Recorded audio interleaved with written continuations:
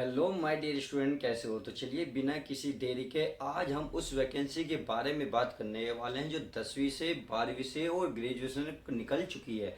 जी हाँ, आपने 10वीं कर रखी है, 12वीं कर रखी है, ग्रेजुएशन करी है और किसी भी स्ट्रीम से करी है, कोई भी सब्जेक्ट हो, किसी कितना भी परसेंटेज हो, कोई मैटर नहीं रखता, बस आपकी ये कंप्लीट होनी चाहिए, जेन्युइन होनी चाहिए। तो आज हम इस वीडियो के माध्यम से सिलेक्शन समझेंगे। सिलेक्शन जो होगा किस प्रकार से होगा, यानी कि पहले क्या होगा, रिटन एग्जाम होगा, पहले फिजिकल होगा या फिर आपका डीवी होगा, मेडिकल होगा, क्या होगा, कंप्लीट जानकारी लेंगे। इसमें पोस्ट कितनी निकली है, एज कितनी है, क्वालिफिकेशन क्या मांगी है, फीस इसकी कितनी रहने वाली है जब आप फॉर्म फिल करोगे उस वक्त की, और अप्लाई कब से चालू है। तो चलिए बिना किसी देरी के इस वीडियो को शुरू से लेकर लास्ट तक समझते हैं। डियर स्टूडेंट, तो आज हम समझने वाले हैं पब्लिक वर्क डिपार्टमेंट अर्थात पीडब्ल्यू की तरफ से हमारे वर्क निकल चुकी हैं। तो ये देखिए क्या वैकेंसी होती है, इस पहले पहले जान लो।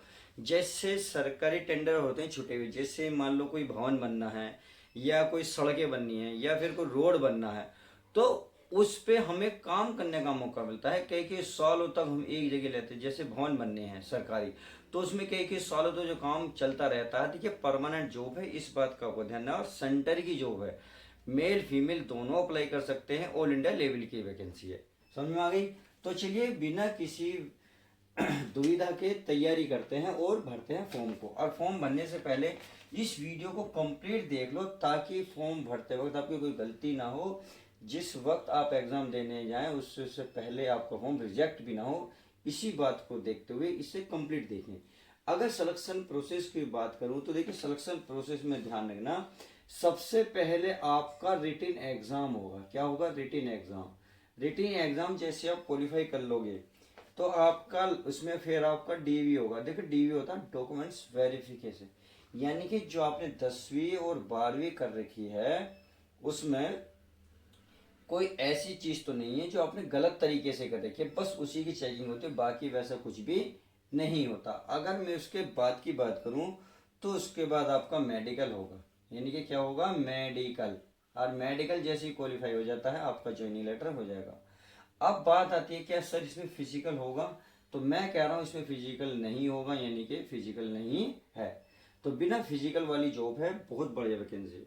बात आती है पोस्ट की, तो देखिए मैंने बताया नहीं मिक्स है, जैसे आप भवन पे काम कर रहे हैं, सड़क पे काम कर रहे हैं, या फिर किसी किसी का और ठेका छुटा हुआ है, आप उस पर वर्क कर रहे हैं, सेंटर की जॉब है।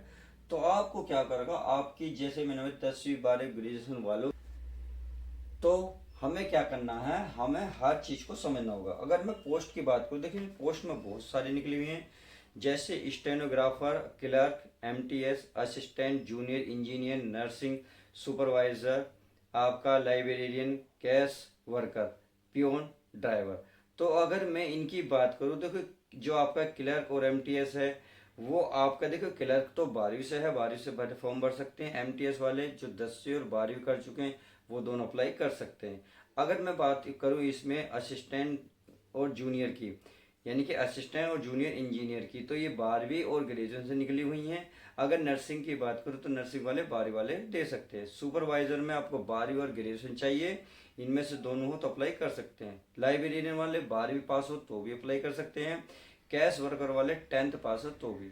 और प्यून वाले आप, और ड्राइवर वाले जो 10वीं करे बैठे हैं वो आप उसको अप्लाई कर सकते हैं। तो मैंने समझा दी जितनी जो वैकेंसी है, जो जो पोस्ट मांगी है, जो जो क्वालिफिकेशन मांगी है, इसमें मैंने अपने बता दी। अगर मैं पोस्ट की बात करूँ तो 8,500 पोस्ट में निकली हुई है।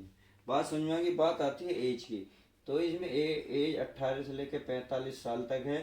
अगर आप OBC में आते हैं तो 18 से लेकर 48 साल तक भर सकते हैं।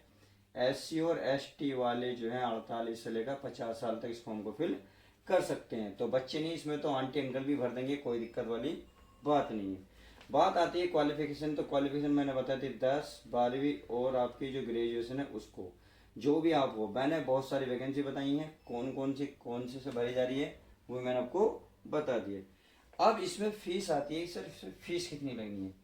तो फीस माय डियर स्टूडेंट, चाहे आप SC हो, ST हो, जनरल हो, OBC हो, तो आपकी फीस नहीं है, यानी कि कोई भी चार्ज नहीं लगने का आपको फॉर्म भरते वक्त। समझ में आ गई? चलिए अब बात आती है ये अप्लाई कब से। देखिए इसका नोटिफिकेशन तो आउट हो चुका है कि ये जल्द आने वाले है, यानी कि इनकी डेट अनाउंसमेंट होने वाली है बहुत जल्द।